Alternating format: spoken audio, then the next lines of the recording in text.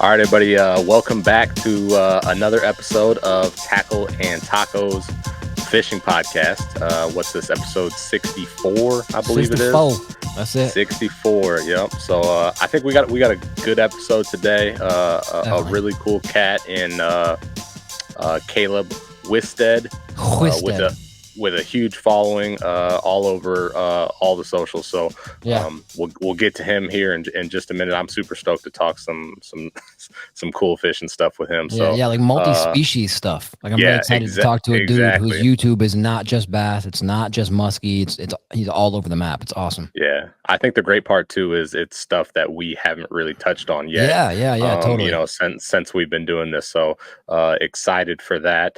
But before we do that, definitely go ahead and head over to iTunes and give us the 5-star review and a positive written review. 5 stars to get 5 stars to get entered into the the giveaway that we're doing. Where you'll win one of everything on our website at tackleandtacos.com, at our store, the hat, t-shirt, sticker sheet, and the individual stickers as well. So head over to iTunes, get that done now, please. Right and now. Thank you. Yes. Right now. Right now. So we're going to literally just put names in a hat, quite literally write them down, pull them out of an actual hat, and the winner will receive all that stuff. Who knows? Maybe we'll get silly and do 2 of them. I don't know, but just plop that review up there. Why not? We are so excited, honored, proud to be sponsored by, from day one, Grizzly Coolers. Grizzlycoolers.com, made in Iowa of the USA, which again costs the company more money to keep their stuff here, but they believe in it and they make some awesome stuff. They make some really good, great, well-made, well thought out coolers, travel mugs, like the soft-sided cooler, which we use like crazy. They have those little watertight, airtight, like lunch boxes, which I've said on here before is an awesome option for your your cooler in your boat. So if you fill it up with ice, put your sandwiches or whatever you don't want to risk getting wet in there, but it'll still say cold. That's an awesome, super practical thing. And code WCB, Whiskey Charlie Bravo, will get you 10% on your entire order at grizzlycoolers.com.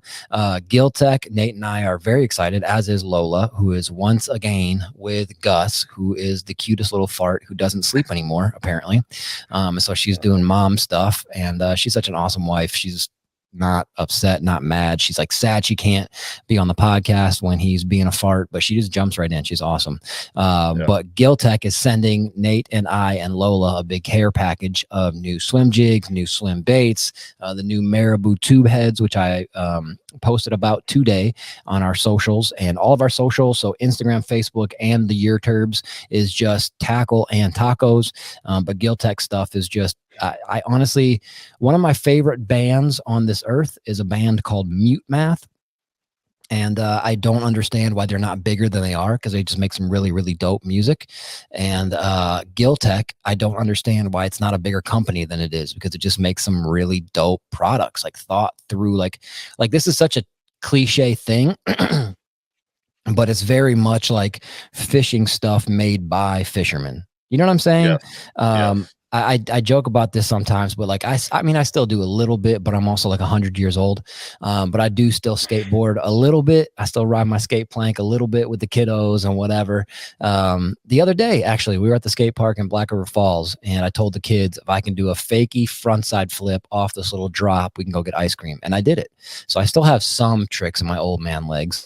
But anyway, if you go to a skate park, it's real easy when you get there to see, like, okay, this was designed by a bunch of dudes who've never seen a skate park and never been on a skateboard in their lives. The one in LeClaire, Iowa, is the worst skate park, and it's like there's no room for anything, and then there's a random flat bar, and then there's no room for anything, and there's like a ramp, and like it doesn't make any sense. And you can tell no skateboarders were involved in the process of designing that skate park.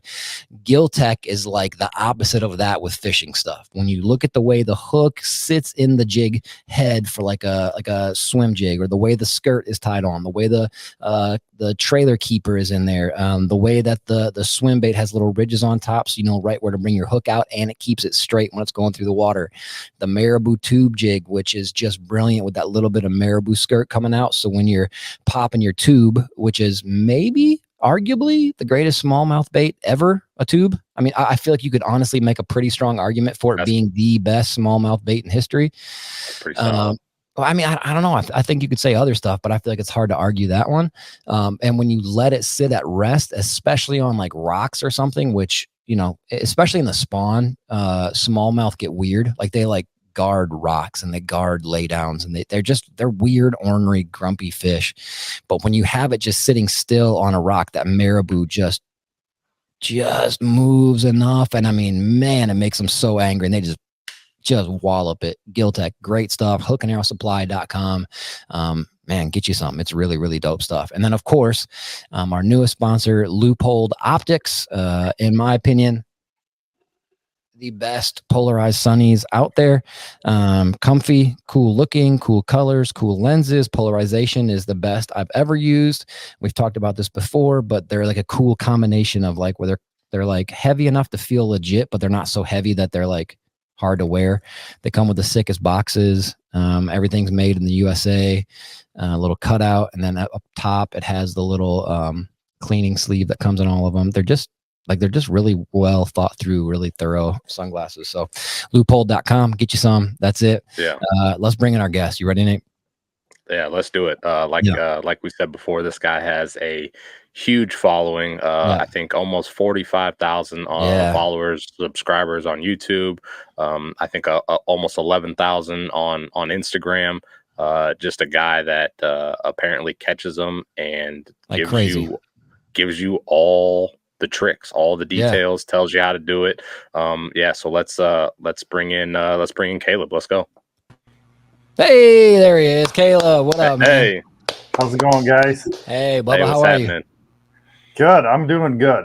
Yeah, really well. Yeah, awesome. We're excited to have you. Where are you coming to us from, Caleb? What city in Wisconsin are you in? The little town of Spooner, Wisconsin. Yes, sir. So Spooner is up awesome. In the Hayward area. Hayward's a little bit more famous for the fishing. Sure. But Spooner's got just as many lakes in this neck of the woods. And we're only about 20 minutes from Hayward. Yeah, and you're what, west of Hayward? Is that correct? Southwest. Right? Southwest in my head. I'm trying to see it like on a map, but yeah, that's what's up, dude. Yep. Hey, so can I ask you, as we're talking about Spooner, before we transition into real talk, there's a bridge that you go under going into Hayward, and on one side it says Hayward sucks, and on the other side it says Spooner blows. What the F is that all about? What is that? Dude, that's been there ever since I was in high school. Yeah. I remember seeing that as a kid and be like, what the crap? Our class painted that, that's like a thing. They've erased it so many times. Okay. But the high schoolers are the ones who keep painting it back on there. There's this big rivalry between Hayward and Spooner's high school sports teams. Okay. So that's where it started. Okay. Yeah, that's funny. That's so funny. They haven't bothered erasing it for a while now because it's just they know it's just going to be back. So why even waste your time? Yeah, but it's famous. It is.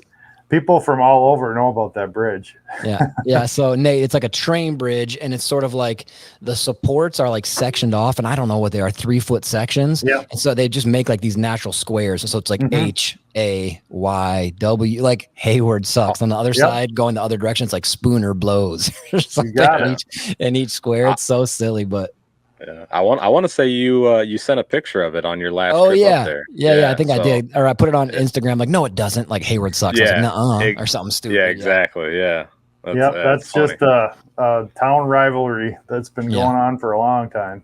Yeah, that's really funny, dude. So thank you for coming on the show, Caleb. I think Nate nailed it on your intro. I think the thing that we're really excited to talk to you about is a lot of guys get very specific, like they're either bass fishermen or pan fishermen or walleye or you do everything on your socials and on your YouTube channel, which congrats on 45,000 followers. That's amazing. That's a lot of people watching your stuff. Heck yeah. Have you always been a guy who just, if it fishes, I want to catch it? Or why do you throw such a broad net instead of specifically going after one species? I don't know. I've always been interested in fish and the ecosystems they live in and the biology of fish and how they all interact with each other and the uniqueness of each species and what they all kind of have to offer as far as a challenge. Sure. It's not easy on the wallet to fish for everything. I'll tell you yeah, that. no kidding. Yeah, for So sure. it's not for economic reasons, that's for sure. Yeah. But it's just that there's just something interesting about fish, and I don't really care if it's a 6-inch brook trout or a 6-foot sturgeon. I mean, I'm all in on any of it. So Dang it. Yeah, I love I'm it. not willing to give up any of it to focus in on one species. I'm just not. I thought about professional bass fishing as a career for a while, and I got really into bass fishing, but I missed the other fish, and I was like, this isn't for me. I can't do it. I gotta diversify. That's just always been something I've been interested in, is I like that. catching the fish you want to catch when you want to catch it in the conditions that you're given. That's the challenge for me. Yeah. Have you fished bass tournaments and stuff? Like, oh was yeah, that something you were into for a while, but now do you not fish derbies anymore? I still do some local, Okay. smaller league tournaments and stuff like that. Like, we just won one last weekend. My buddy awesome. and I, we Congrats. took first place on a little, 16 boat derby. Yeah. And he and I have won quite a few together, local ones, and we fish well together, and we have a good time. But it's just, it's fun. It's like, I don't do anything else as far as competition goes. I used to play volleyball competitively and stuff, and I gave all that up just when we had kids and stuff. My life got too busy, so that's really the only competition I do, and it's still a lot of fun. I still love fishing tournaments for sure. Yeah, I love that. That's dope, dude. So, hey, so you brought it up, so give us a couple second rundown. Would you tell us about if you're comfortable with it, tell us about your family a little bit. We love hearing that kind of stuff. Yeah, just a real quick rundown. I met my wife at youth group in church when we were in high school, and we never dated anyone else. We just kind of fell in love with each other there, and never really had anyone else. So that's awesome. That's a pretty cool story. And we've been together 16 years now, and we've got a 11-year-old son and a 2.5-year-old daughter right now. Oh wow. So okay. Yeah. He's a handful. Yeah. Yeah. My wife and I have a 2.5-year-old as well. His name's Gus, and he is an absolute awesome kid, and he is on drugs, it seems like, half the time. And today I'm out in the garage rigging up just some different rods. My wife and I are heading back up to Hayward for a few days on Thursday morning. Okay. And just like you, we really love catching muskies. We love catching bass. Last time we were there, we were just smashing big bluegills in all their beds, because they were, those big colonies of beds. How could you not throw stuff through there? That's just stinking fun.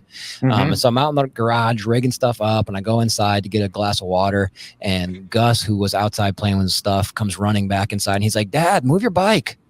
And I was like, "What?" He's like, "Dad, move your bike." And I was like, "Move my bike?" Because he's only 2, so sometimes you think he's not saying what he means to say.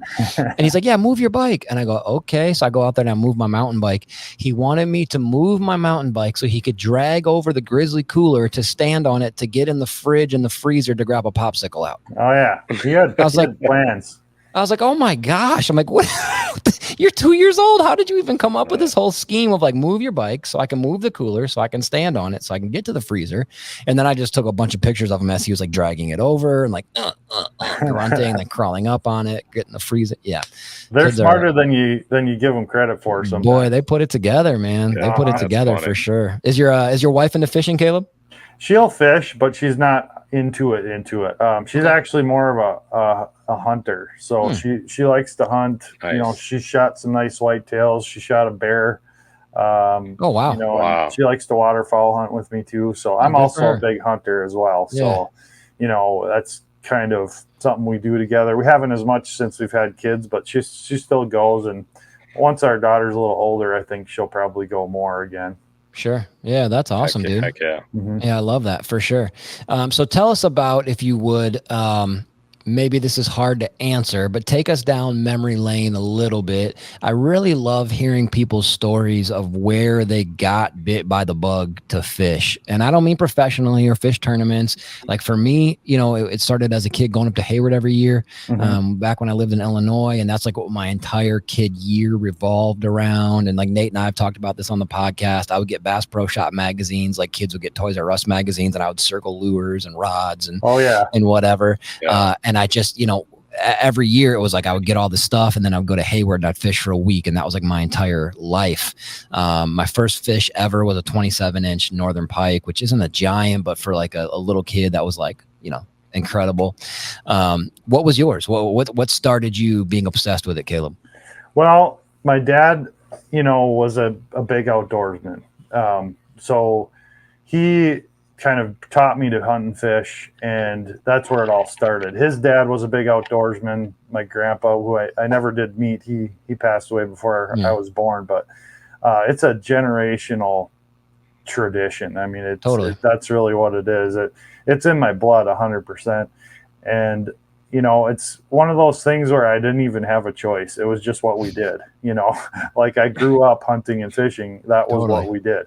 Yep. And I went kind of off the rails with it. Like that's all I've ever wanted to do. So, I mean, I don't think since I threw my first cast at 2 years old, I don't think I've ever asked to go home. Ever. Yeah. there was no one outlasting me. Like that's all I wanted to do every day, all day. I've always been that way. The only thing that makes me stop is something like I have to go home and work, or I have to be done. Like I've never wanted to be done. So it's just ever since I can remember, that's been my biggest interest. Nothing even comes close. So, and like I said, I definitely like to hunt too. And I used to like to hunt more than fish, but it's definitely flipped just because fishing is such a 365 day a year thing. I don't have to give it up. I don't have to hang it up. I can do it every week. So, you know, that's really just, I don't know. It's just a part of who I am. And like I said, I've given up a lot of other things to really put it all into this bucket and continue doing it at a higher level, as high a level as I can. So, yeah, dude, that's great.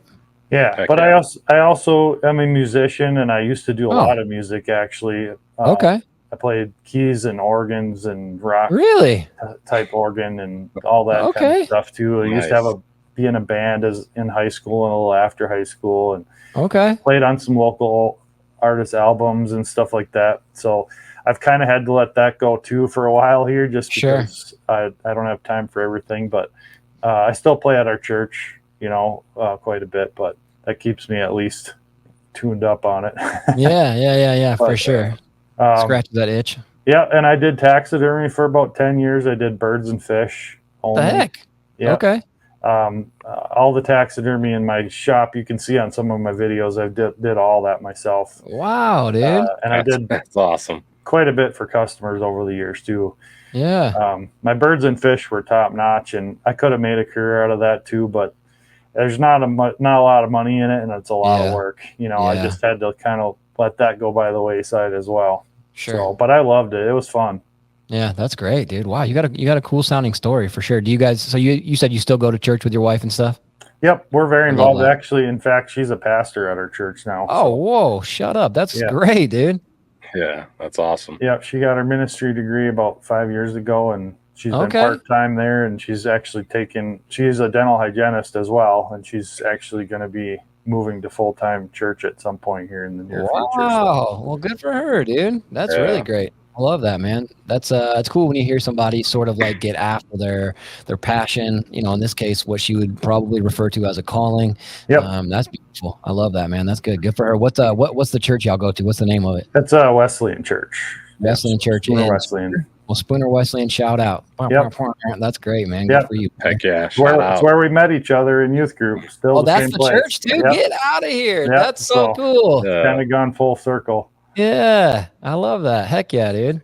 So yeah, that's the definition of full circle right there. That's awesome. Yeah, I love it. And she's great. I mean, we certainly have our differences now and then, but she's been really good at given me my time to fish and be outdoors, and she's definitely been gracious that way, and I don't take that for granted either. Yeah, definitely. We're a part of this podcast network from our friends that they have a pretty big podcast. It's called Working Class Bow Hunter, and they have like a saying and a shirt and stickers, whatever, that says you can't kill big bucks if your wife sucks. And there's just a certain truth to that. Like, because you don't want to be that dude that's like ticking your wife off to get in the woods. You want to be that dude who's burning bridges with your wife to go fishing. And so my wife's the same way. Like, my wife is literally the one, if we go to Hayward Bait and Bottle, or if we go to like a bigger, like a Cabela's or a Bass Pro or a whatever, an Academy down south, and I'm just looking around, I'm like, oh, I like that bait, whatever, I've been looking at that online, and then I walk by, she's the one to pull it off the peg. I'm like, well, then grab it, dummy. Like, she's super supportive. She's into it. Like, she'll remember, like, didn't you say you needed new fluoro for whatever rod? And I'm like, oh yeah. And she'll grab like the Sunline, because it's pretty amazing having somebody who's like supportive in it. Yeah, that's super cool. Yeah. Yep. So that's been great. I mean, I don't have any regrets when it comes to good for you family at all. It's been it's been a great. And my dad still hunts and fishes with me, which is really cool. We've got 3 generations of our family out there in the woods and in the boat, and that's definitely a blessing too. And my father-in-law loves to hunt and fish, and I'm really close with my in-laws as well. So yeah, that's big. It's all in the family, man. Yeah. Heck yeah. Good for you, dude. Sounds like you're living your best life, dude. I know it's a cliche phrase, but I mean, it really sounds like that's where you're at. Yeah. Like I said, I have very few regrets in life. I'm really, really happy with the way things are and have gone. It's definitely, and I definitely give credit to the Lord for that, because it wouldn't have all gone that way if it was just me doing my thing. I can guarantee you that. Oh, for sure, dude. Yeah, we're all 3 here. We're all men. We're very good at screwing up what we're trying to do. We're like, God's like, go right. And you're like, what'd you say, left? Like, we're very good at not doing the right next step. Yeah, so I totally follow you. Yeah, so that's kind of the backstory of kind of family and kind of how I got into fishing. But as far as social media goes, that was my wife too. I mean, I have to give her credit for that, because I wasn't interested in social media 5 years ago at all. I had I had a Facebook account and I never posted. That was it 5 years ago. And she was like, you catch a lot of fish. You like taking pictures. Why don't you start an Instagram account and just post some pictures? And I'm like, no, that's stupid. Instagram is dumb. So I procrastinated on it for a while, and then I started. I was like, fine, I'll try it. And I started posting pictures, and I got like 1,000 followers in a couple months. And all of a sudden, I had brands reaching out saying, hey, we can send you some stuff if you'll make some posts. And I was like, there might be something to this after all. And I kind of grew that account, got hooked up with some of the brands I'm still with now through Instagram. Really? And then 3 years ago, or 3.5, I started my first YouTube video. And that was, a lot of people were just saying, hey, you're doing such a great job on Instagram. You need to start a YouTube channel on it. Again, I was like, no, I am not a video guy, man. Come on. Like, I've never been on video camera in front of a camera ever in my life. And that's just not me, Yeah. But I was like, okay, we'll try it. Yeah. What are some of those brands that you're working with? Why don't you go good ahead? question. So the one of the first ones that I got connected to that's been great is Eurotackle. So Eurotackle, I know the owner pretty well, and a couple of the other guys that will work with and for Eurotackle, and that's been a great relationship. Some really good lures too. I mean, they do have some cool stuff. I've caught more fish on Eurotackle baits probably in the last 4 years than everything else combined. Especially for what I'm doing, multi-species stuff. They have so many good trout and panfish size stuff. It's a lot of micro finesse baits, and man, you catch everything on that stuff too. Doesn't Eurotackle make like a really, really teeny lipless? That's like I think it's technically like an ice fishing one, but I think I have a few of those that I bought during ice season, but I use open water for bluegill and stuff. Yep, that's the Z Viber. They make I think everything from micro, which is like 32nd ounce, all the way up to half ounce of that bait. So they make them all the way up to bass and pike size. And they're in my opinion, they're the best lipless that's ever been made. I mean, they're killer for everything. I've caught so many fish on those, open water and ice fishing. And then the other one is the B Vibe, which is a 2-inch paddle tail. Mm-hmm. It's a real slim paddle tail, and the tail kicks with almost at any speed, like super slow. Yeah. I mean, that thing crushes everything. Yeah. I've caught more trout over 18 inches on that bait than live bait by far. Really? Wow. Oh yeah. We've freaking crushed the trout on that bait everywhere I've used it. It's just, for whatever reason, it'll outfish a spinner 10-1 some days. Huh. Wow. Jeez. Yep. And it's super simple to rig, and you've got one hook. So all those treble hooks out the back door, you've got one hook. Super easy to unhook trout and release them on that bait too. So you don't have all those trebles ripping their faces up. Yep. So that's almost exclusively what I use if I'm using spinning gear for trout now. That's awesome. Yeah, heck yeah. Yeah, so Euro tackle has been a big one. Recently, or more recently, I've gotten to be closely affiliated with Clam Outdoors and Blackfish.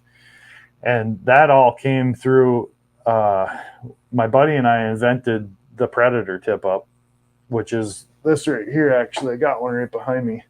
This is the Predator tip-up. So this is a rod holding device here, and it's got two triggers. One is an automatic hook setting device, and one is flag only. So it's just a flag indicator. Yep. You stick your rod in there, and it does both. And so it's legal in Minnesota to use just the flag only setting because you can remove the one trigger. Right. Yep. Well, that just came out last year, but we've been working on it for 2 years or 3. And that's something you released with Clam? Yeah. So good for you. That's awesome. It's a royalty deal, so we get a cut for each one that's sold. Awesome. But through that, I got on with the ice team, and I've been working with Clam for a couple years now. And they've been that's awesome. Great. Yeah, heck yeah, that's a big one. Yeah, they're definitely top notch in the ice game. That's awesome. Yeah, and I obviously ice fish a ton, so it was a good relationship. Good to start because we've been able to really promote Clam a lot, and they've been promoting our invention, and so yeah, it's crazy how that all happened. That's great. It was good timing, and then also through them, I'm able to promote Blackfish, which is fishing clothing. Right. Clam owns Blackfish, so it's a partnership there. And then through that, I also got on with Vexilar and K-Drill. So I'm sponsored by those two. Jeez, that's a good little network, like boom, boom, boom. Oh yeah, exactly. For sure. Yeah, they have a lot of connections, and then Relevant Sunglasses. They're kind of connected too. That's how I met those guys, was at the Clam Pro Day, because they're kind of one of their affiliate companies. And that's how I got hooked up with virtual angling too, because Jason Mitchell's a big clam guy, and I've been making some content for virtual angling. So yeah, it's like the further you get into the fishing industry, the more you see how it's all connected. And it's such a small industry once you get into it. You start to get to know people, and it's just like all these things start clicking. Yeah. Literally everybody says how tight knit the fishing community is. So yeah, I mean that definitely goes to show you right there, like how the snowball can roll. Yep. And through Euro Tackle, that's how I met my buddy Blake. He was actually their pro staff manager, and then he ended up being on the St. Croix social media team. He was actually running their social media for him for a year and a half. Okay. And he put in a good word for me at St. Croix. He said, "Hey, this guy's doing a lot of good stuff. He does multi-species. He could really promote a lot of your rods." So he gave me a good recommendation, and I ended up on the St. Croix promotional team as well. So again, it's all connected. There's like this big spider web, and it's all kind of connected. But it's been fun, and I'm working on another big brand right now that reached out to me. I can't say the name of it yet, but of course, it's definitely one of the OG like big brands that have been around longer than I have. So that's great. We'll see what happens with that, but I hope it goes well. Yeah, and I love promoting. I mean, it's just to me that's half the fun of this. Sure. Fishing, this whole new content creation and promotion, and the whole industry thing. I love all of it. So yeah, we talk about it all the time, how easy it is to what the whoop. We lost you for a second, and then we lost him for a second. Yeah, Nate just completely dipped out of the screen. What is going on here? I don't know what Nate was saying, but one thing I think he was saying is the idea of, they call it social networking because you do exactly that. You link together, like you said, spider web out. Mm-hmm. And for you to be on St. Croix, I mean, that's like, if that ain't like some, you said you met your wife in church. This is Wisconsin. If St. Croix is not a religious experience for Wisconsin anglers, you know what I'm saying? I mean, right. Is that for you to be on St. Croix now? How long have you been on St. Croix, and what's that look like? I mean, do you say to them like, "Hey, I could use a muskie rod," and they're like, "Okay, sure, here," or I mean, what does that look like for you? So I can't say too much about the. I don't mean specific stuff. Some of it, you can't get into that. But I mean, are they cool with you being like the multi-species guy? Like, that's what they want. They were actually really stoked because there's a lot of guys who fish all these different species, but to get somebody who has a following and a platform for one thing, and then somebody who can actually show people how to use all these odd rods that they have for all these different species, like your whitefish and trout and like all these different things. Yeah, I mean, they have a lot of bass pros and a lot, like they can show you how to catch a bass with their rods, but they also have all these other rod lines and all these specific species specific things, trolling rods, finesse rods, panfish rods, and travel rods. There's all these different ones. So they were happy to have me on board just because of that. It wasn't really what you'd call a hindrance. It was actually a bonus because they don't have a lot of guys that can do that. Sure. Yeah. It seems like a couple years ago, maybe, right? Like, because again, being from Wisconsin, Nate and I were sponsored by Denali rods for a real long time. And so a lot of our rods are Denalis, which are great rods. You won't hear me say a bad word about them. But now that we're not really, like, we still talk to Scott, the owner of Denali, and we're all cool and whatever. But now that we're not on it, I've bought, a good few St. Croix, again, getting my stockpile back up. Because again, it's Wisconsin and whatever. One thing I'll say about St. Croix, it seems as though in the last, 4 or 5 years, 3 years, maybe even less, it seems like they've really started to up their marketing game in terms of like their merch, their hats, their apparel design, their video production. We had a homie on the podcast a couple months ago. Was it a couple months ago, Nate, that we had Jonathan on? Yeah, I think it was at least it was over a month ago. So about a month and a half, maybe 2 months ago. Yeah. Yeah, we had a fella on named Jonathan Jones. I don't know if you know that guy. He's an angler from Florida, and he was like the main dude in the commercial for the physics rods that came out. Yep. And like literally, like we had him on because we saw this commercial, which was so stinking well done. And then we see this dude just jacking them in Florida, who just looks like he knows what he's doing. What's that reel he was using, Nate? Was that a Baits reel? I think it was a Baits reel. Yeah, and like his whole setup just looked cool, and I don't know. Probably a 7 reel because St. Croix. Right. Yeah. They got that all coming out now. Yeah, but it just seems like St. Croix in the last little bit, like they've really upped their game all around. Like even that hat you're wearing. Like if you're listening to this podcast, you can watch it on YouTube as well. But the hat that Caleb has on, like that's a dope fishing hat. Like it's that kind of blend of old school, new school. The patch. My wife says St. Croix has the best fishing clothes of any of the brands that I've worked for. And it didn't used to be that way. They used to have the same, like that little logo with like the bent rod in black oval. That's all it was everywhere you went. And now they got all these dope, like they have one with like a skeleton holding a bass. They got this one with a cool muskie that wraps around the side of the shirt. And they got vintagey looking stuff like the hat you have on and these cool hoodies. And it's like, when the heck did they just like decide like, okay, now we're gonna, like when I was a kid and I would play one-on-one with my buddies and I'd be like playing basketball. I'm like, all right, I'm gonna start playing for real now. Like St. Croix was like, all right, we're gonna start designing merch for real now, and this one, and they just stepped it up. They definitely did, and they're growing fast. So they're a growing company, and so I'm sure that's part of it. And they've put their money kind of into that marketing some. I think recently they realized that, and it's happening all over. I mean, it's not just St. Croix. A lot of companies are realizing that they have to do that to keep up in the industry right now. Because if you don't keep up on video production and your socials and like the branding and all that stuff, you're gonna get run over eventually in this industry. It's just too competitive. Yeah. Hey Nate, when we blacked out there for a quick sec, what were you saying before it just disappeared?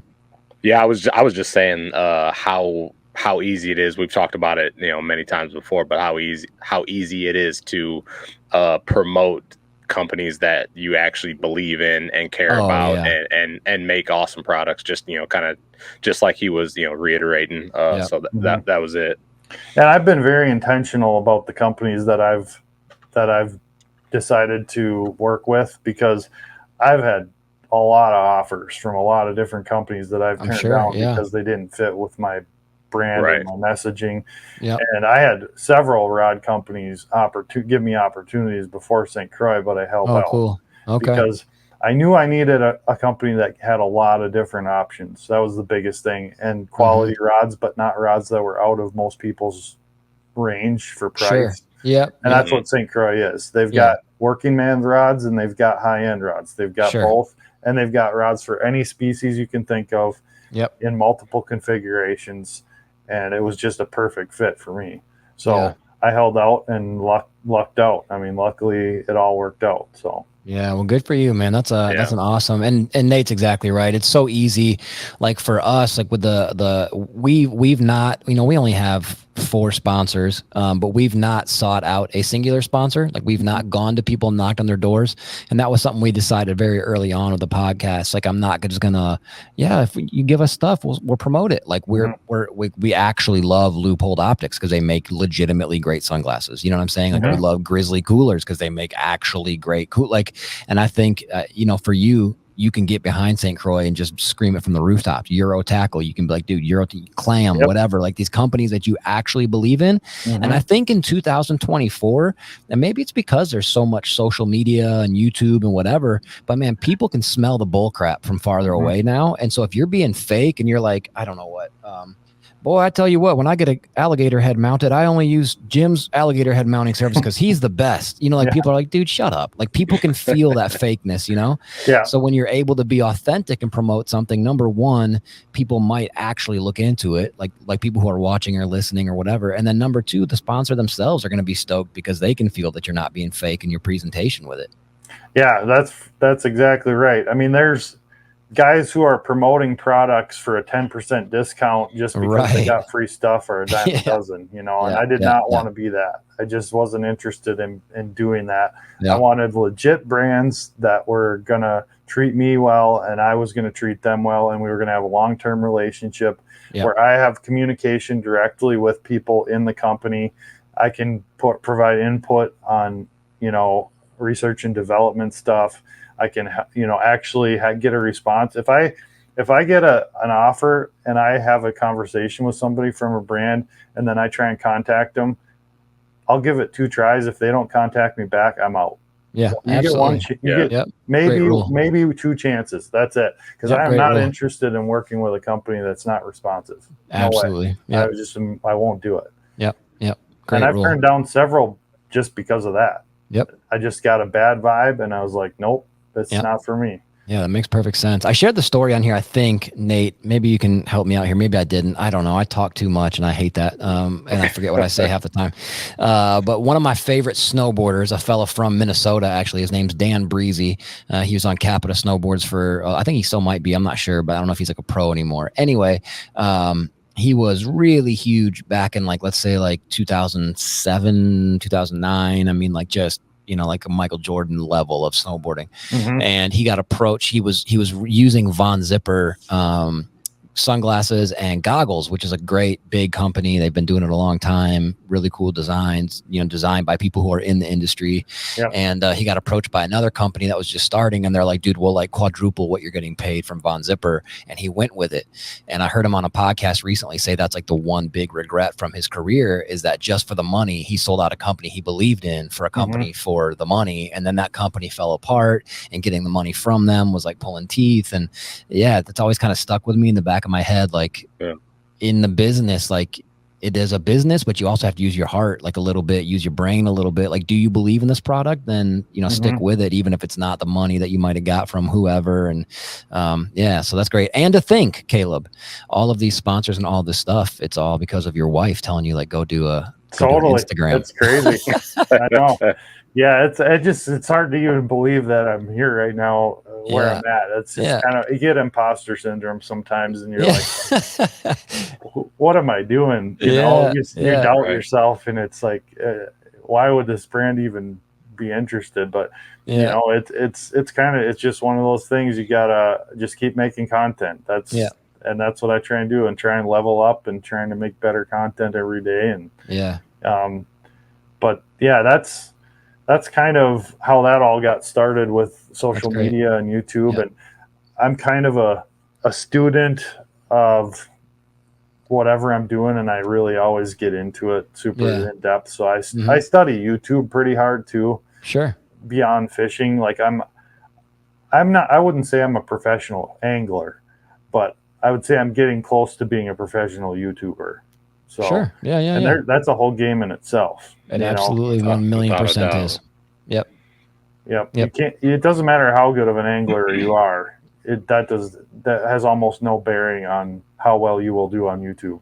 Oh, dude, you are 1,000,000% right. And I think one thing I was going to compare you to a friend of mine. His name's Derek. He has a YouTube channel called Vice Grip Garage, and he's kind of blown up now in like car stuff, and he's got like a show on whatever, that hot rod whatever. And anywho, and I think 99% of it is like, his videos are better now than they used to be, but 99% I think of his success is just how genuine he was in his videos. He wasn't hey guys, make sure you smash that subscribe button. He wasn't YouTubery.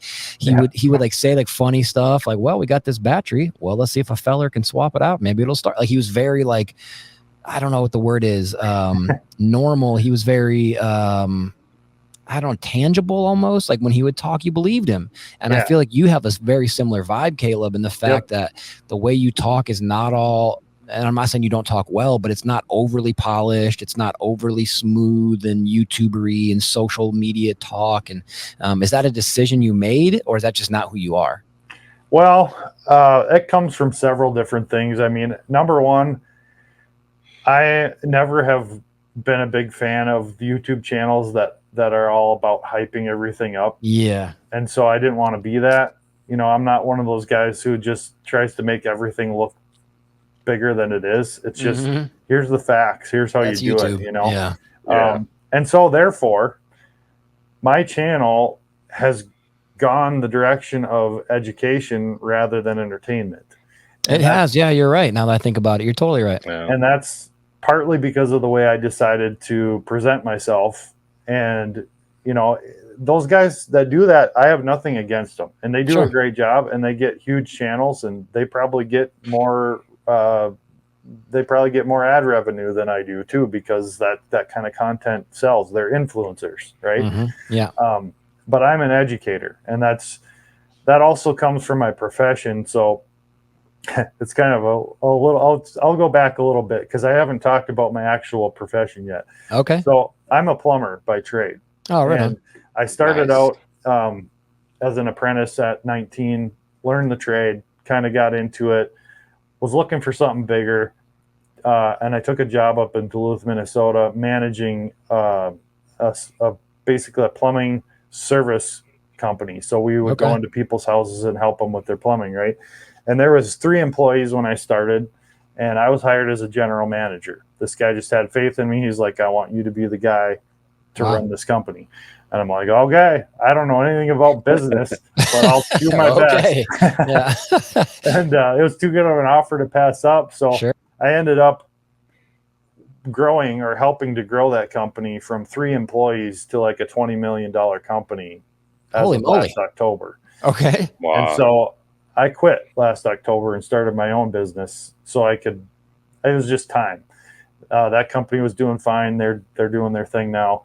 But through that, I did all the training for all the employees at that company. I trained people in on our systems, on our customer service, on our sales process. I wrote our entire price book. So I was very involved with the business. And basically that's how I learned how to do some of this education stuff, was by training people at that shop. And, you know, I learned how to make PowerPoints and do presentations. And I learned myself that I was pretty good at presenting information in a way that people could understand. Because I got a lot of good response from those trainings, and I said, okay, well, I can do this with fishing too. And that's kind of one of the reasons I started doing more of that educational content. And then once I started doing it, those videos just blew up. Those took off. And every time, that's just the way my channel has gone. That's cool. It's not necessarily my dream to do educational content. I would love to do nice artsy, you know, kind of lots of B-roll and music and just, you know, catch fish and make it look cool. But that's just not what has done well on my channel. So I've kind of shifted things over to more of that educational content, and I'm focusing on that now. And that's really what blew up my channel last year.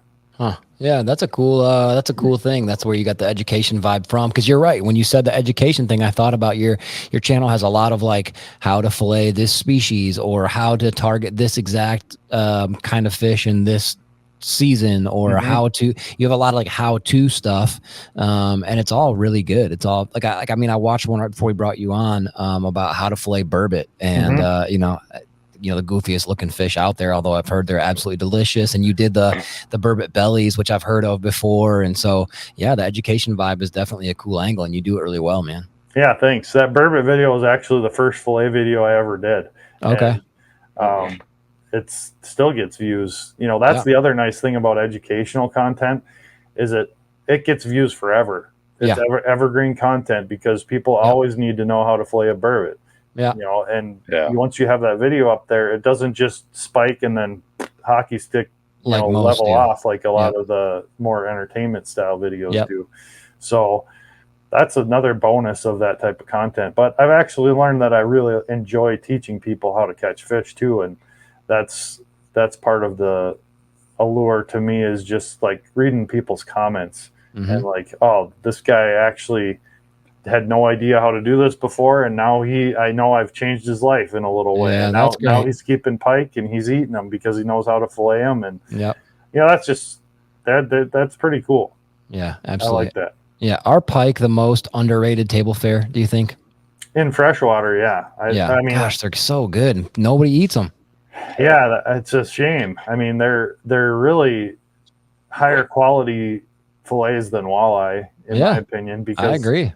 Number one, they hold together better. They're much firmer. You can cook them a lot of different ways, versus walleye, you're pretty much stuck to broiling or frying them, because they just fall apart. Fall apart. Yep. Yeah, with pike, you can blacken them, you can grill them, you can bake them. You know, there's all kinds of ways to cook pike, and it's a nice firm buttery I love that. meat. And it is. It's so good. It's just that Y bone. It scares the fire out of everybody. But you, speaking of which, if anybody doesn't know, hit us real quick as we transition. What is your social, and specifically, what's your YouTube? How do people find you? So my YouTube channel is called Hooked Up Wisconsin, and it's just Hooked Up, WI, one word, all together. And then that's also my Instagram handle, and my Facebook is Hooked Up WI LLC. The reason it's LLC is my Hooked Up Wisconsin business page got pirated, and now it's a Christian meme page. Oh, someone stole it. Someone stole it to do Christian stuff. That makes sense. It started out with puppies and then turned into Christian memes, and they have like 300,000 followers. So good for them. But what the heck? That's the weirdest thing I've heard. Yeah, what the crap? Weird. Yeah, that's so really crazy weird. how that happened. But anyway, I started another one called Hooked Up Wisconsin LLC. So copy that. So so what I was going to say is, speaking of filleting out the Y bone and stuff, on Caleb's Hooked Up WI on YouTube, he has a how to fillet pike, and it has like 1.4 million views, which is, you know, and now granted, he's got 45,000 followers on YouTube, which is good. You know, that's great. But to have 1.4 million views on a video for a guy with 45,000, like, that's pretty stinking impressive. That is a boatload of views, man. Yeah, that's my most popular video, but my most popular 5 videos are all fillet videos. Believe it or not, all of my top 5 viewed videos are fillet videos, and they're all in the hundreds of thousands. I've got another one approaching 1 million right now. Wow. Yeah, so, I just pulled it up as we're talking about it. the only catfish fillet tutorial, 775,000 views. Yeah, it's just crazy. Those numbers are unimaginable to me. I mean, I can't even fathom them. But 3 ways to fillet a bluegill. 752,000 views. Like that is seriously impressive. The crappie one is next. 3 ways to fillet a crappie. 521,000 views. Jeepers, that is very impressive. Yeah, that's a lot of views. Yeah, and the crazy thing is those are literally the easiest videos to make. They take me an hour and a half, maybe an hour to film and an hour and a half to edit. Perfect. Post them, done. So like, I wish I could do one every week, but there's only so many ways you can fillet fish. But I definitely have some more in the works that I'm working on right now. Yeah. I've actually been working on a walleye fillet technique that I haven't seen anybody else do that works really well, and I'm going to be probably doing a video on that here.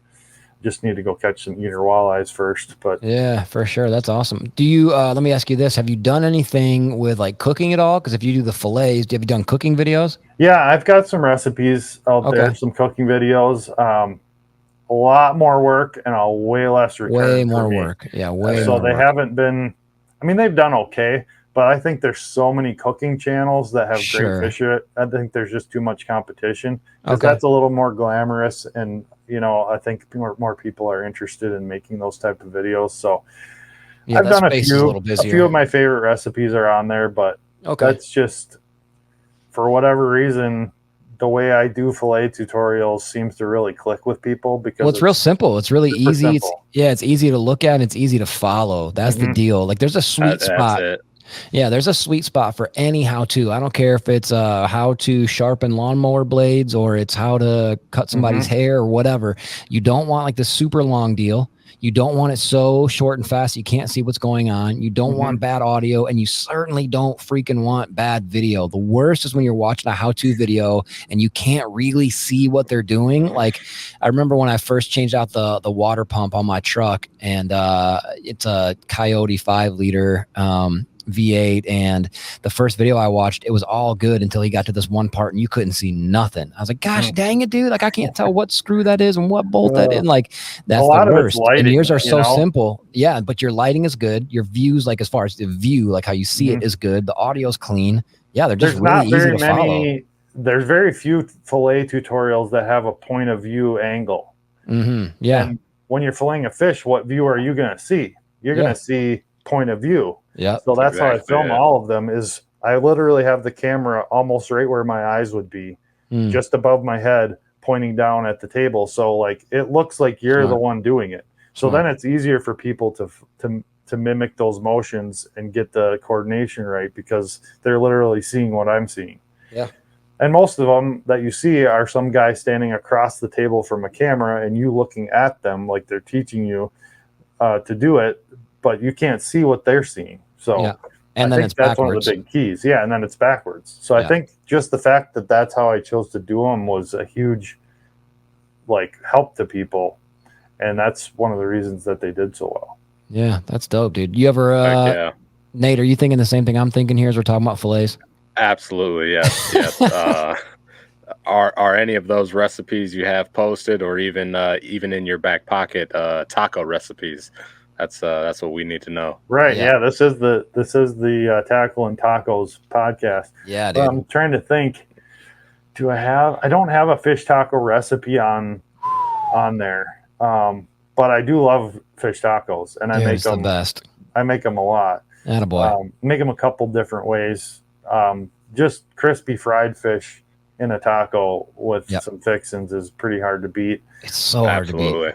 But I also do just taco seasoning, and I'll just take crappie fillets and just throw them in the pan with taco seasoning and basically just let them fall apart and just put that right in the taco, just like that's a good idea. Yeah. And that works really good too. I've never done that. That's a great dude. Come on, dude. Caleb's coming up with something new. This is like revolution. That should be a video right there, because you're exactly right. They do fall apart in the little pre-formed chunks that they flakes. are. Yeah, and the little flakes, which is totally akin to ground beef. That's right. Dang it, that's brilliant, dude. Yeah, it works good. My wife actually likes that better than fried sometimes. Really?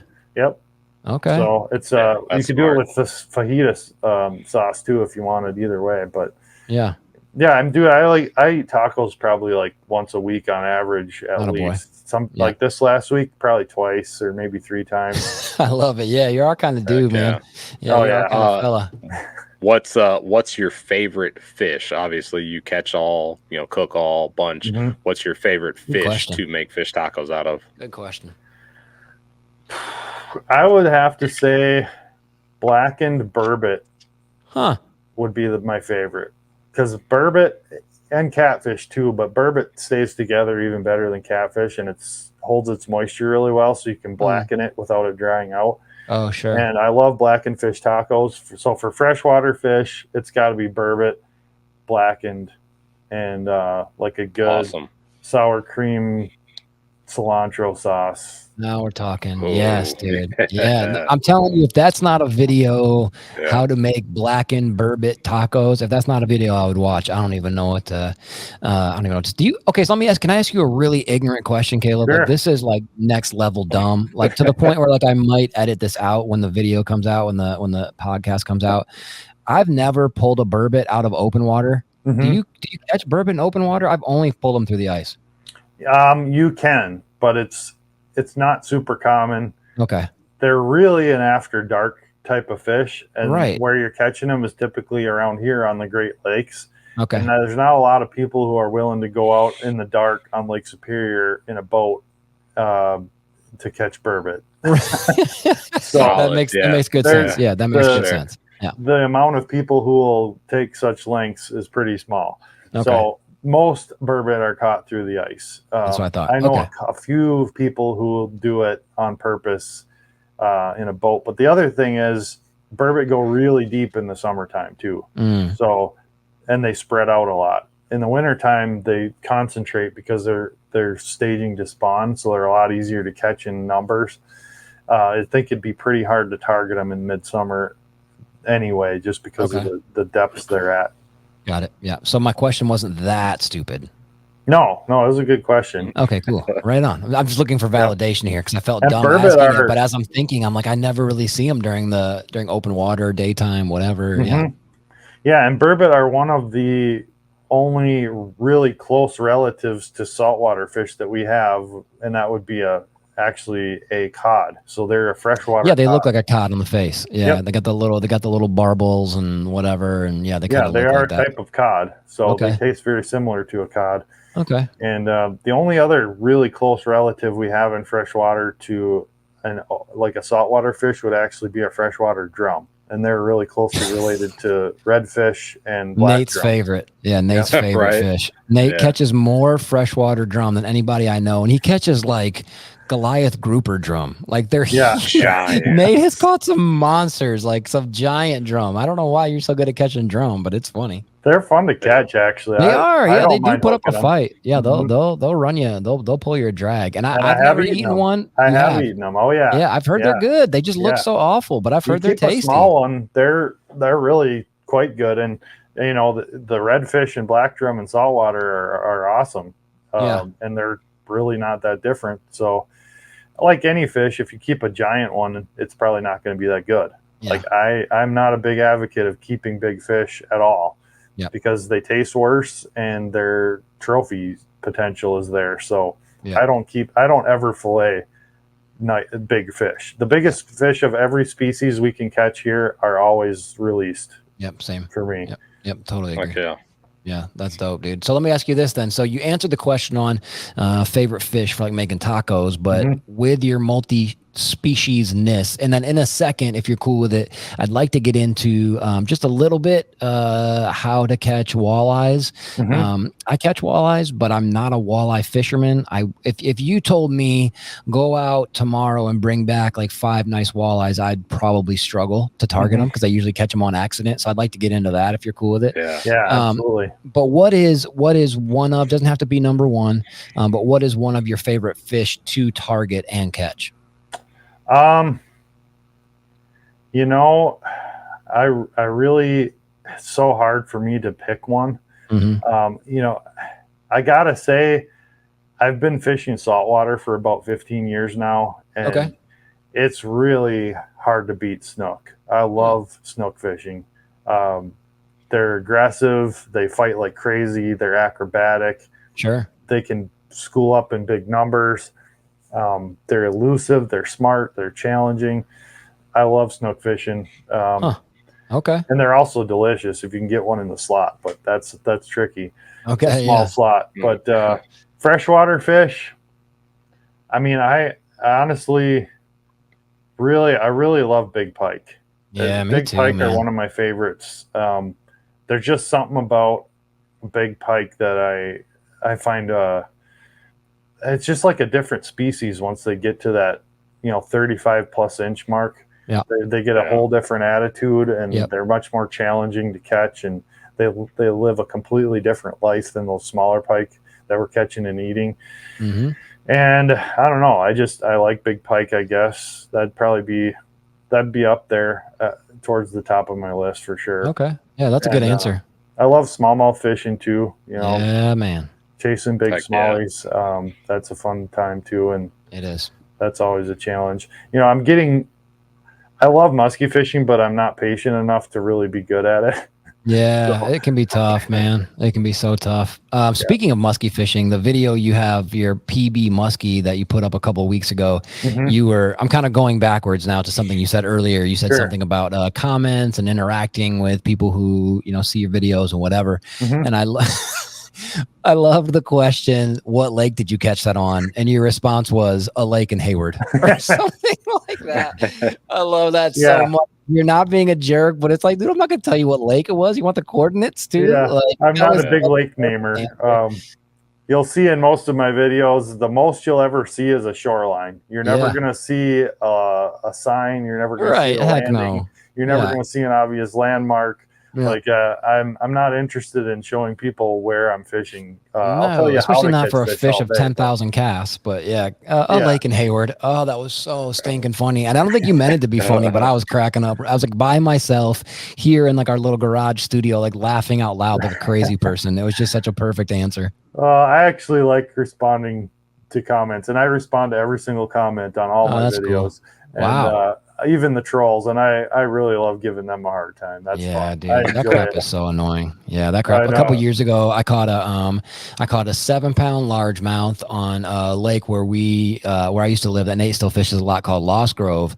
And all I did, I had the fish out of the water for 45 seconds, saying like, man, we're pre-fishing. We ran to this tank. I'd love to run into it again tomorrow. This was great. And then I let it go, and some troll was like, you keep that thing out of the water long enough. And I'm like, well, look here, Mr. Biologist. Like. Dude, you don't know anything. Like, this is cool water. It was overcast. I mean, there's every condition possible for this fish to be completely fine. We fought it for 3 seconds. Like, shut up. But troll. Yeah, the anonymous basement experts are just so annoying sometimes. But it is fun sort of interacting with them. But you have to embrace them. Like, so many people get caught up in it, and they get all bent out of shape about these trolls. And I'm just like, bring it on. It's just more attention to my video. So. Well, that's it too. Yeah, for that's sure. A fact. Go tell all your buddies how terrible my video is so they can watch it. Yeah, for sure, dude. All right, well, let's transition just a little bit, and I don't want to keep you on for too long, but we are so appreciative to have you on here. If I were to Wisconsin, let's just say, or Nate's in Iowa, there's walleye waters there in the river and whatever. But this time of year, let's say kind of July-ish, midsummer.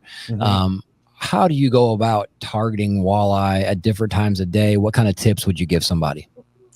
So walleyes are actually something that I recently have gotten more into. I mean, we've always fished them, but they're just very popular. So a lot of my walleye content does well. So I've been learning more and more about walleyes and how to catch them, because that's what people want to see. Yeah, your videos, you definitely, unless you're doing some tricky editing, you definitely look the part. Like, you look like you really know what you're doing. You're sticking into them. Like, your how-to-ness on them's good. Yeah. Yeah, I'm learning.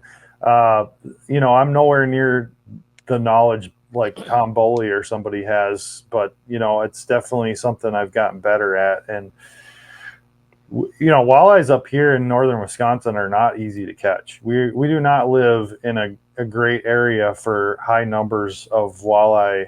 It's a tough ecosystem for them it's not like some of these river systems that have just oodles and oodles of spawning success. And a lot of these natural lakes are only there because they're supplementally stocked, and they're clear water fisheries. A lot of them don't have any current. So these walleyes up here are some of the toughest walleyes to catch anywhere, in my opinion. Lots of fishing pressure. So I'll say tons of pressure too. Yeah. Yep. So catching walleyes here is a challenge for sure. But as far as midsummer goes, so right now I've noticed the last couple weeks starting to move into the transition from shallow to deep. And that's usually, you're going to find a lot of walleye shallow in the spring. So that first couple weeks of the season, I catch walleyes after dark regularly in 2 to 4 feet of water after dark, especially. Like they're really shallow. And then they kind of move back out to that first weed line about a month after the spawn, and they hang around there for this spring. It's been quite a while because we haven't had hot weather. So they've still been on the weed line in a lot of lakes here up until the last week. But this week it's gotten hotter, and that water temperature is starting to kick up, and they're starting to move out into their deeper patterns. So the rest of the summer here into the fall is going to be primarily deeper water in most clear lakes. So that means a couple of things. You can find them on deeper structure. So rock points and extensions, they'll school up on there. Cribs, any kind of wood cover that's deeper. The thing is, you're not going to find weeds at the depths that walleyes want to be at right now. So you're looking for other stuff. So rocks, brush, gravel bars, that kind of thing is where you're going to find them if they're relating to structure. But there's also in most lakes, especially bigger lakes that have a basin that's over, say, 30 feet, there's going to be bait schooling up out there in the basin, and those walleyes are going to be suspending out there chasing bait. So you'll have kind of two places or populations of walleyes in a lot of the bigger lakes up here. And you can catch them both trolling. So if you find some structure they're on, a great way to catch them in the summer is using bottom bouncers and spinner harnesses with crawlers. That's, especially if they're spread across like a basin flat, that's a great way to catch them. Just put those things down there on or near the bottom. They don't have to be on the bottom, but near the bottom, and just troll them around real slow, 1 to 1.5 miles an hour. You can use boards, or you don't even have to if you don't want to, but that can work really well. And you can also do that for the suspended fish. So you can troll bottom bouncers and spinners 20 feet down over, 100 feet of water and catch walleyes if they're suspended. But my favorite way to catch those fish is probably stick baits, trolling like, wrapless shad, shad dancers or tail dancers or husky jerks, anything that's going to dive to that 10 to 20 foot level on the troll. And a lot of times that's kind of where those Cisco's set up in lakes that have Cisco's and perch. They'll set up in that thermocline or just above it or just below it. So that usually sets up around that 20 to 25 foot depth. Okay. So a lot of times you'll see walleyes sitting right at that kind of 10 to 20 foot out in those basins.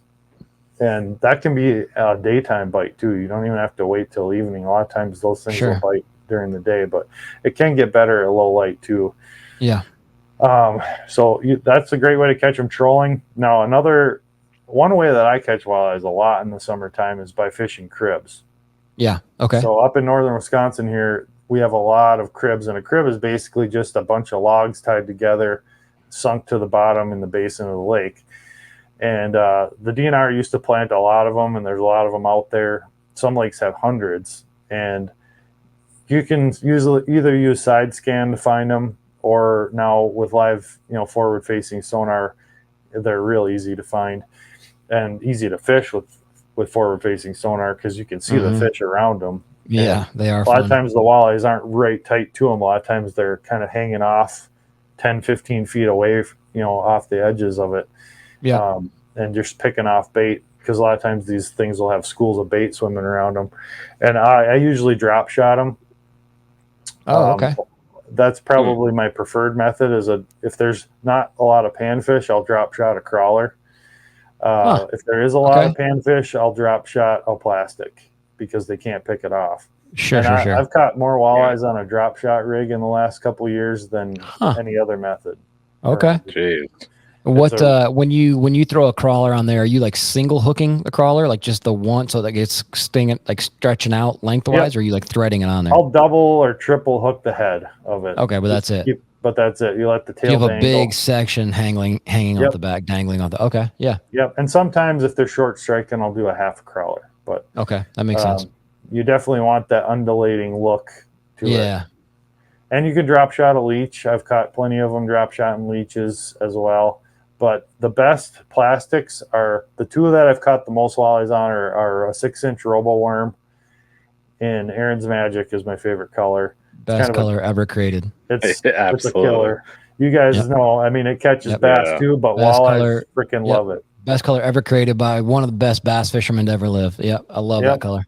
Yep. And then also, I have been promoting Billy Rub baits quite a bit. There's a guy in he created Billy Rub scent, but he also does plastics now, and he's got this little bait called the Hot Shot, and it's a little 4-inch drop shot bait, and it's just, for whatever reason, walleyes love the profile of it, and he's got some good colors. He's got like some kind of PB&J colors and some kind of dirty morning dawn. Those are both good colors for walleyes, and I've caught a ton of them on that bait, drop shot and that too. So and like I said, if there's panfish around, your live bait's not going to last very long on a drop shot. They're just going to tear it off, especially by cribs. So you got to go to that plastic if there's a lot of them, but I haven't had any issue catching walleyes on plastics. You can also drop shot like a little 3-inch Berkeley minnow or something like that, like any kind of minnow, smaller minnow imitating bait will work. So that's just a really precise presentation that you can drop right next to the crib and fish it in place without pulling it out of the strike zone. So that's one of the reasons I do that. And then slip bobbers. That's another great way to target cribs, is just a slip bobber rig. And on a slip bobber rig, if there's a lot of panfish around, I'll usually drop a minnow. So I'll put down like a 4-inch sucker or even a 5 or 6-inch sucker sometimes. Oh, wow. And then you kind of get a mix of pike and bass and walleyes a lot of times on those. So one of the things I've been doing on my slip bobber rigs, especially for multi-species, when I don't think I'm going to be keeping everything, like say there's a big slot limit on the walleyes and then I might be catching bass and stuff, I've been using circle hooks on a lot of my my rigs. And a circle hook with a larger sucker on it is a pretty deadly setup for multi-species, and you're much less likely to deep hook fish with that setup. You don't gut hook them that way. That's the worst. That's why for a long time when I used to, before I started openly hating Carolina rigging for bass, I would really kind of try experiment with different hooks, because with Carolina rigging, it's a pretty common deal to gut hook them, and that's just the worst. And it's the same thing. I started using circle hooks a little bit for Carolina rigging, and on a circle hook you get that turn into their mouth as opposed to just a straight pull into the gut. So it does work pretty well. But man, that was a good specific breakdown right there for sure, man. I'm gonna steal some of your ideas this weekend when I'm up in Hayward, and I do love like live scope on cribs for crappie or bass. Oh my god, that is seriously so freaking fun. Because the fish are there, and they're not going anywhere. So it's like, it is so you kind of got them pinned down. It's almost like, I know a lot of people don't like forward-facing sonar and blah blah blah, but it's almost not fair, because like it's funny, you'll chuck like something small, like one of my favorite things to throw now is I don't know if you know the company Great Lakes Finesse.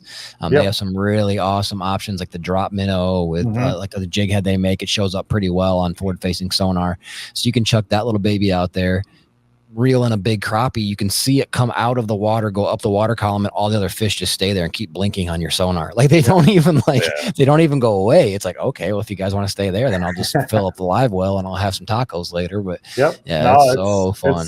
It's fun. And the thing about summer walleyes is there's so many ways to catch them. I mean, and it depends on the lake you're on. And like you go to a reservoir that's got, max depth of maybe 15 feet. They're in the same place all year. Like you can literally catch them in the same places the entire season from opening day to ice up. Yeah. They don't move because there's nowhere to go. So they can't migrate out to their summer haunts or whatever. You can literally troll crankbaits, the whole season and catch them. You don't need to do anything else.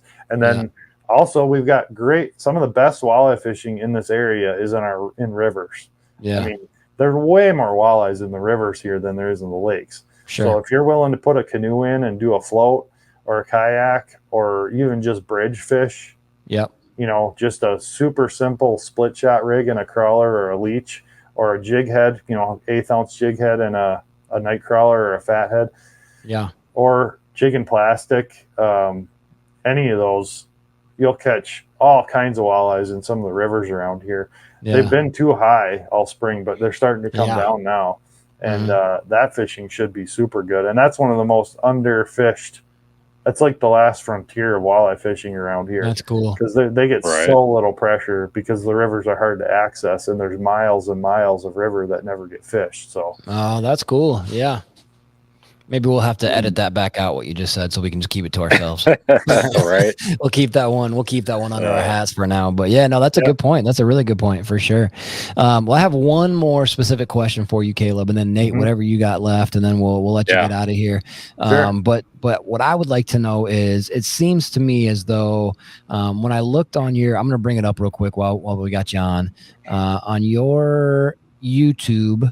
Your oldest is 4 years ago, right? Mm-hmm.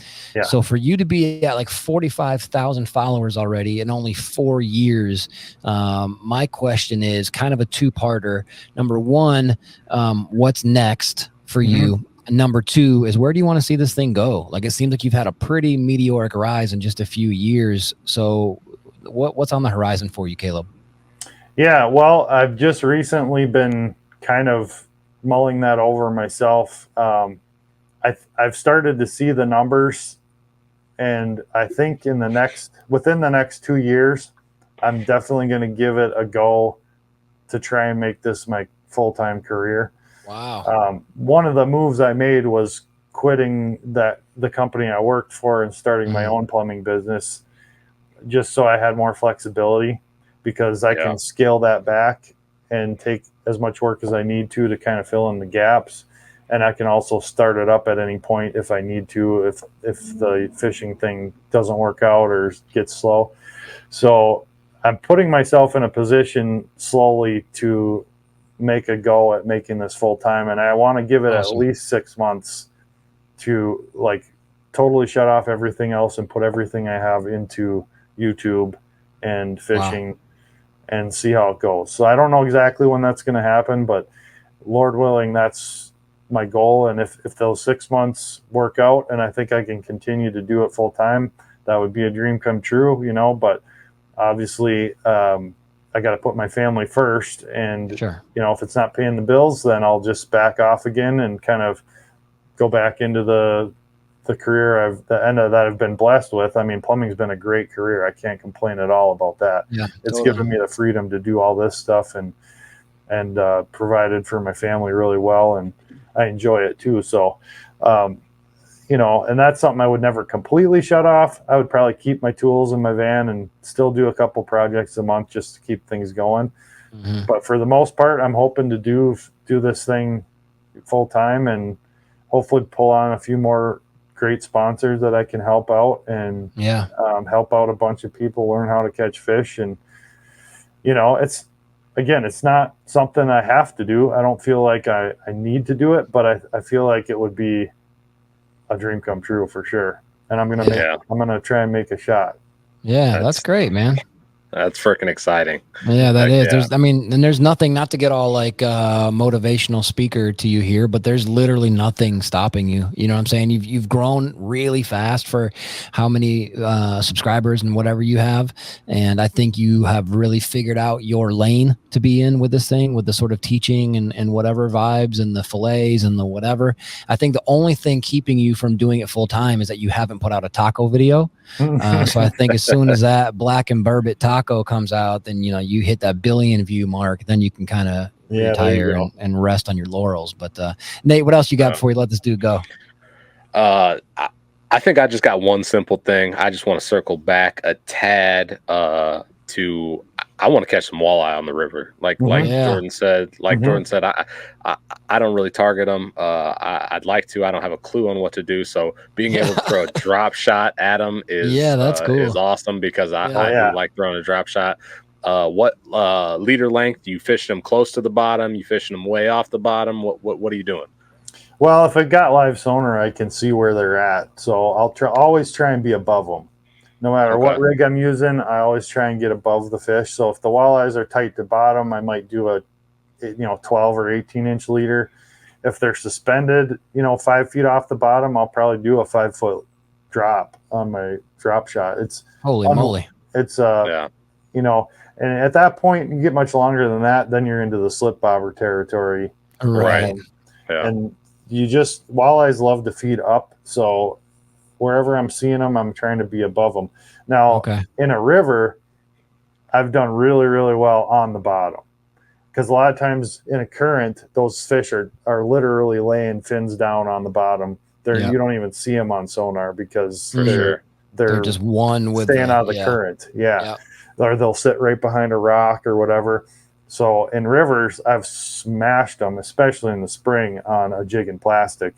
And just pitching plastics can be the best way to catch walleyes in the river. But I've definitely caught them on drop shot too. But I would say jigs probably more so. Okay. And early in the spring, if you want to get them in any river, blade baits are unbelievable. We smash them on blade baits in cold water.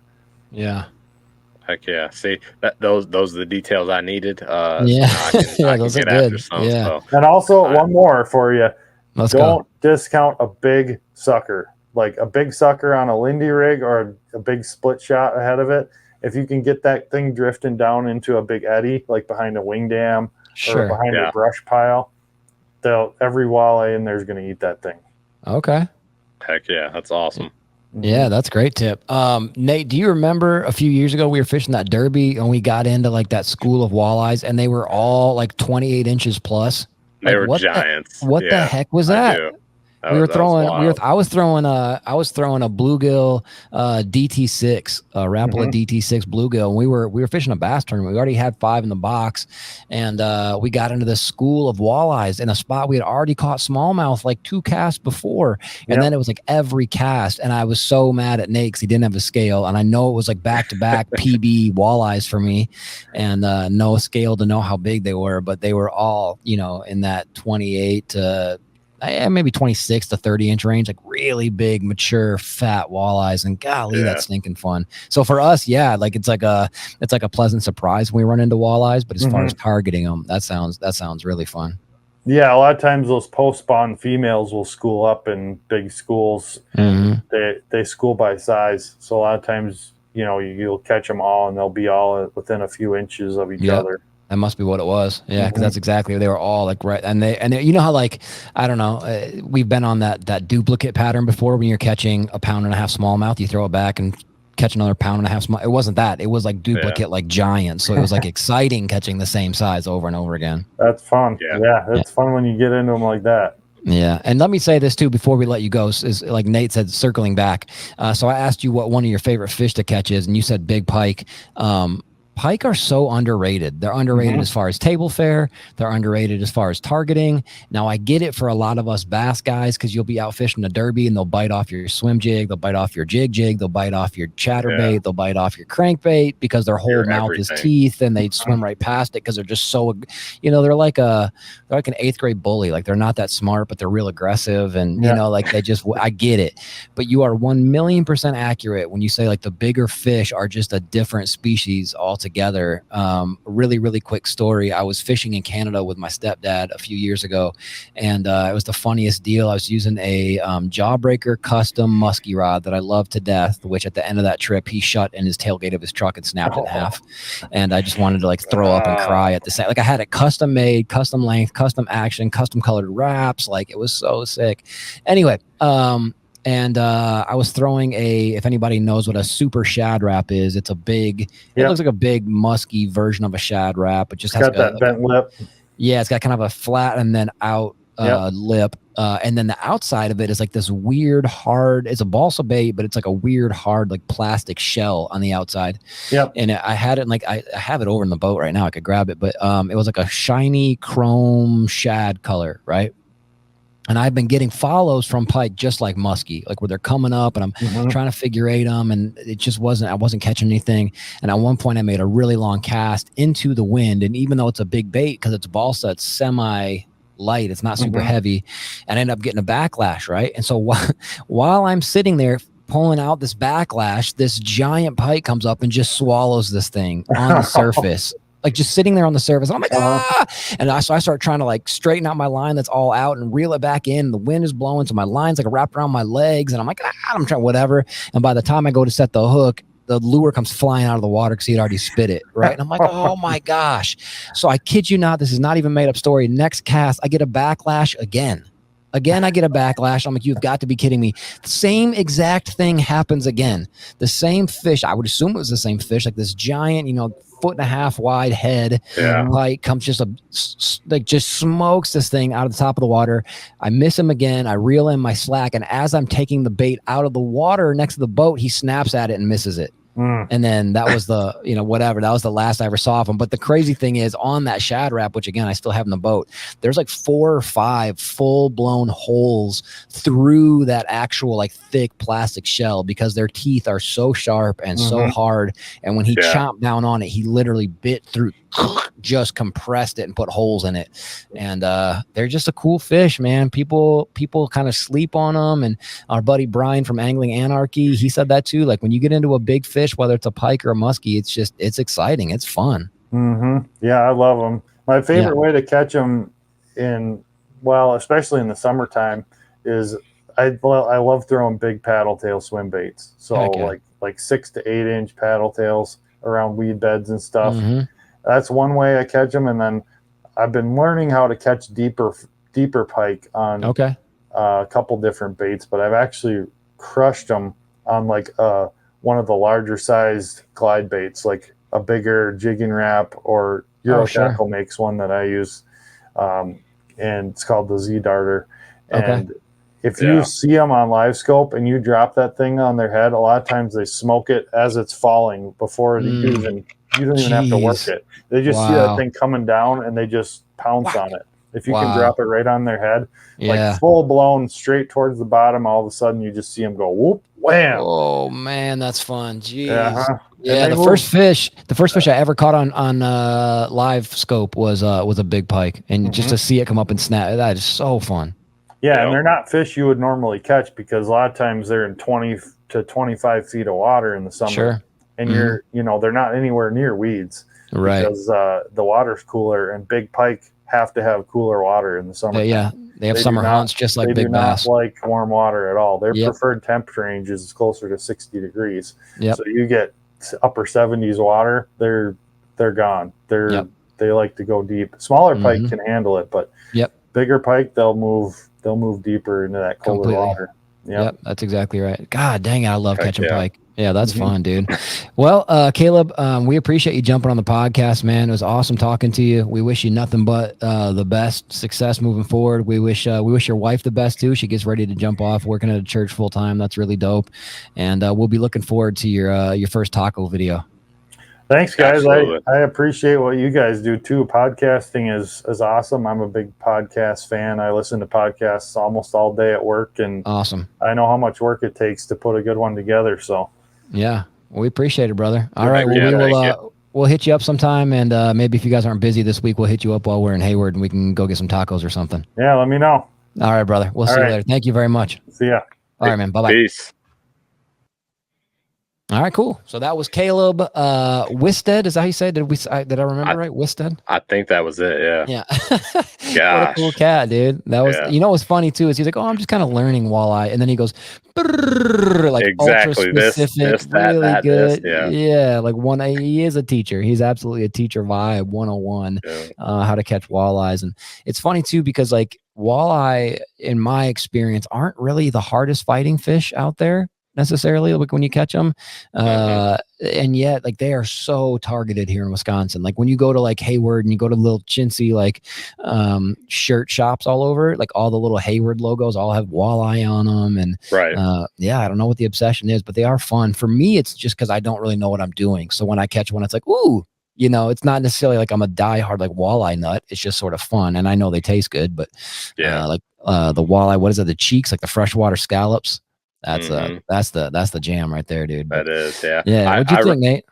That was awesome. It made me think a lot about the last pike or the last walleye that I caught this year, which was a couple months ago in about 2.5 foot of water, running a chatterbait through some lily pads. You sound like Lola. That's how Lola catches walleyes, catching them on jackhammers and 9 inches of water where it makes no sense.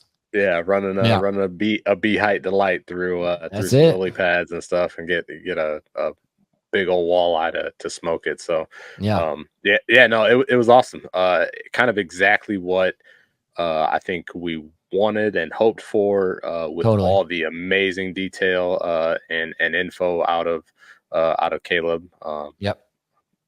I want to get after some walleye. I can't wait for this river we got to drop a little bit. It's funny because the whole time we're talking about walleye fishing and targeting them, I'm thinking like, man, I've always wondered like what all these boats are doing, like bobbing around, just down from the roller dams and the dams. Yeah, there's certain times of year they're stacked in there. There's 12 boats and like 40 square feet of water. Yeah, exactly. In a little circle, they're almost tied up with each other, and they're just bobbing around. So you know what they're getting after.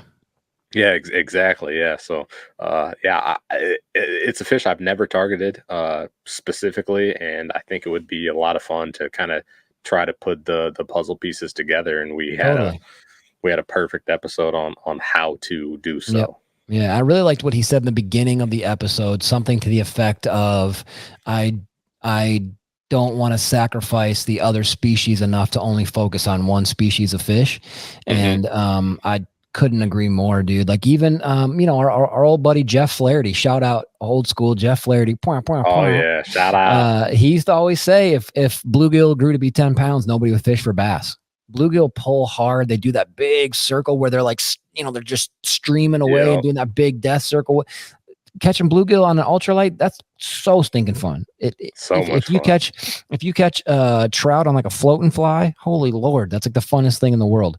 If you catch a muskie or even raise them up and get a follow, that is so stinking fun. If you're catching smallmouth on a drop shot or a Great Lakes finesse something, and it's like you versus a fish that doesn't want to be in the boat and you're having to adjust your drag on the fly, I totally agree with him, man. Like I like catching fish. That's it. And what's really exciting as a bass fisherman is when you get better at a certain technique, something that you've been trying to get better at, and then you get better at it. Like for me, a couple years ago, I really wanted to focus on deep cranking. And I wouldn't say I'm an expert, but I'm 1,000,000% not afraid to do it. And that's super exciting. Now take that and up at a level and talk about new technique for a new species. Like I'm going out to catch walleye. I'm going out to target, whatever 40-inch plus pike range, whatever. That's a whole different ballgame, and that's freaking fun, dude. The tug is the drug. That's for sure. I got excited just talking about targeting something that I don't go after. Just like you've said, we've really you and I both have talked about specific techniques that we want to try and get better at and grow as an angler. I think this is just another kind of a tool in the old tool bag for sure. Absolutely. To where you can target them, learn from them, and even adjust and use those same techniques or approaches on other species. So yep. And I feel like some of it is I don't know if this is the right word, but contextual. So like for me, you know, last weekend, we had the kiddos up on the Minong flowage, and we're camped out for 3 days. And, you know, I don't keep bass. I just don't do it. Obviously if I gut hook something like a Carolina rig and it was going to die, maybe then I will. But even then I usually just throw it back and let it kind of Lion King circle of life, become part of like the food chain and whatever.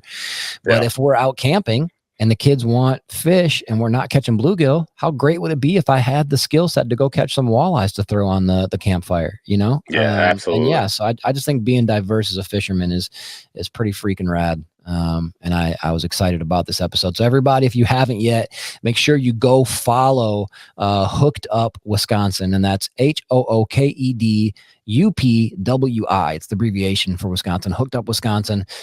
Caleb Wistad, just an authentic human being with some awesome sponsors, from St. Croix to Clam to Euro Tackle, companies he actually believes in, which you could tell when he was talking about it. It wasn't like some corny pitch, you know, like some forced deal.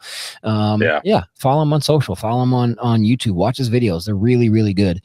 And yeah, I think that's all I got. Again, make sure you jump on Apple Podcasts, give us a 5-star review and a written positive review, and we'll throw your name in a hat. If we pull it at the end of July, you will get one of everything on our website. And again, the why on that is because the more positive reviews and 5-star ratings and blah, blah, blah, the more likely you are to be plugged into the suggested podcast. So if somebody's listening to one podcast, it might suggest it, and that can be a great growth thing for us as a new podcast. So other than that, this was awesome, and I super appreciate the dude taking the time. What you got, Nate?